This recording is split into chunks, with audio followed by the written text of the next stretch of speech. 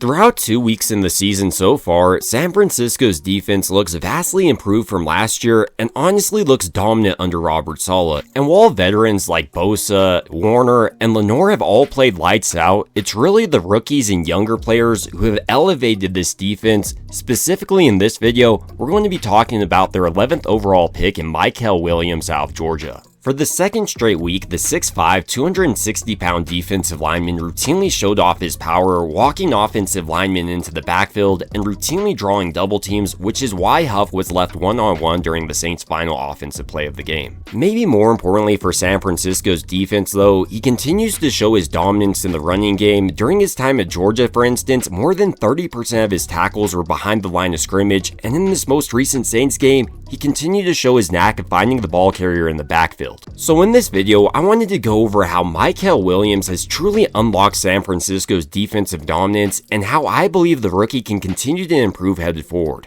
Initially, to start out, like I was mentioning, probably the biggest reason why San Francisco actually drafted Williams was his run stuffing capability, with one of his better skills being resetting the line of scrimmage and setting the edge because of his raw power he possesses. On this play, for instance, the Saints are attempting to hook block Mykel Williams with just a tight end, but because he's such a powerful player, first he reads where Alvin Kamara is going, controls his tight end's block, gets a full extension with his long arms, and with Kamara trying to bounce it outside on him, he says, "You're not going anywhere," starts to throw the tight end back into Kamara, is able to shed his block, and I love the ability for him to close on these plays. You saw it during his college career, and now one of the more explosive backs in the game, and Alvin Kamara can't get away from him. Another aspect of Williams' power that helps out San Francisco's run defense is his ability to reset the line of scrimmage. Here, for instance, he's being double teamed up to the second level, but even with the double, they get barely any push, and just left alone on the tight end, he starts pushing him back into the backfield and ultimately gets in on this tackle for only a 2-yard gain. Another part of Williams' run defense I really liked to see was how he continued to mix up his moves and not just pull out bull rush or the same move every single time. Here on this inside run from the Saints, for instance, he's using a push-pull-rip technique, which not only takes advantage of his power to reset the line of scrimmage, but also his length. On this play specifically, you can see how he's able to get a full extension with his long arms, and because his tackle is putting his full weight on Williams, he's able to throw him off to the side and come through on the rip and finally chase down Alvin Kamara once again on this play for only a 2-yard gain. Another reason why Williams is such a solid edge defender for San Francisco's defense is how smart of a player he is. He's not just shooting in on the back every single time, but he's confirming it's actually a run. And if it is a run, he does a great job of ensuring that the read option doesn't get outside on his defense. To really illustrate the first point, here, he confirms that it's not going to be a play-action pass, making sure Rattler actually handed it off here, and once he confirms that, because of his closing burst, he's able to chase down Kamara, and it's only a 2-yard gain. In a similar way here, facing the read option, Mykel Williams is able to demonstrate just how smart of a player he is. First, he gets outside contain on this quarterback and makes sure he actually hands off,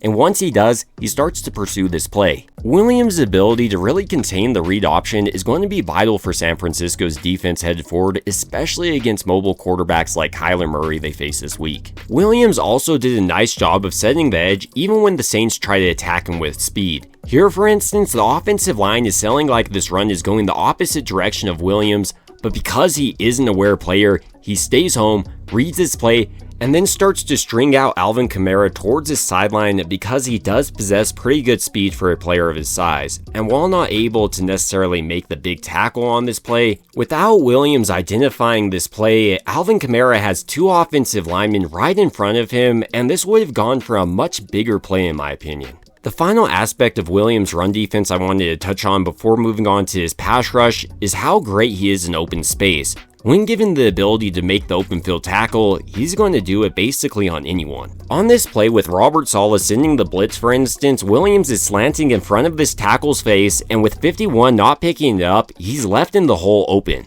And even with Alvin Kamara trying to juke out of this tackle, because Williams possesses such great length and athleticism, he brings them down for a loss of 4. As great as Williams was against the run though, he was also a key reason for San Francisco's pass rush success against the Saints. And like we've seen throughout this entire season, his mixture of power and speed often proves too much for guards and tackles to handle. which is why to begin the game, you might see Williams be blocked by only one person, but by the end, the guard's asking for the center's help. To really illustrate this point, on this play, he has almost the same get off as Bosa and then quickly transitions his speed to power into a bull rush move. And I like how he's trying to rip through this block and coming over the top with his long arms, which helps take away Rattler's throwing lane on this play and leads to Bosa getting the sack. So even though once again, he didn't register a stat here, I think it's only a matter of time before he starts translating some of these pressures into sacks, and even if he doesn't, if he's just able to consistently open up Bosa and Huff, it's going to be a long season for quarterbacks. And I think Saleh also knows this, and that's why he's getting kind of creative in the way he's running plays. On this play specifically, for instance, he's showing the blitz but is only going to send 4 defensive linemen with Mykel Williams slanting towards his center, which gives Bosa the one-on-one opportunity against a much less athletic guard, and to no one's surprise, he quickly finds his way into the backfield and helps force an incompletion on this play. And for the second straight week in a row, on San Francisco's game-winning sack fumble, Mykel Williams was drawing the double team, not players like Bosa, Huff, or Okuonu on the outside. Outside of Williams' ability to draw the double team, I also thought he showed off great development in his technique as a pass rusher from week 1 to week 2. Here on this blitz, for instance, he's slanting inwards on this offensive line, so taking the momentum of this offensive lineman, he tries to use a hump move, and while not successful, he quickly transitions into a bull rush, disrupting this offensive lineman's base, and then transitions into double hand swipe, but doesn't even stop there. He also chases Rattler out of bounds on this play. If Williams is able to keep up the level of development we saw in his hand usage and the amount of tools he pulled out compared to his first to second game, he has a chance to be a truly elite pass rusher both on the outside and inside. With all these positives to Mykel Williams' game though, he is a rookie, so he does have some areas of concern. With one of the biggest in his pass rush just being overly reliant on his bull rush, and while I did like to see him mix up some new pass rush moves in this most recent Saints game, I need to see that continue throughout this year so he can truly develop into an elite pass rush specialist. Williams also needs to understand how to use his length better. Sometimes he'll allow offensive linemen to get inside his chest even though they have shorter arms than him because he doesn't use his arms to his advantage. It's also worth noting Mykel Williams does have an injury history, so he will have to prove he can remain healthy throughout an NFL season, as he already missed this preseason and dealt with an injury last year at the college level. Even with these concerns to his game, Mykel Williams' impact on San Francisco's defense is hard to ignore, and headed forward, if he is able to remain healthy and continue to improve,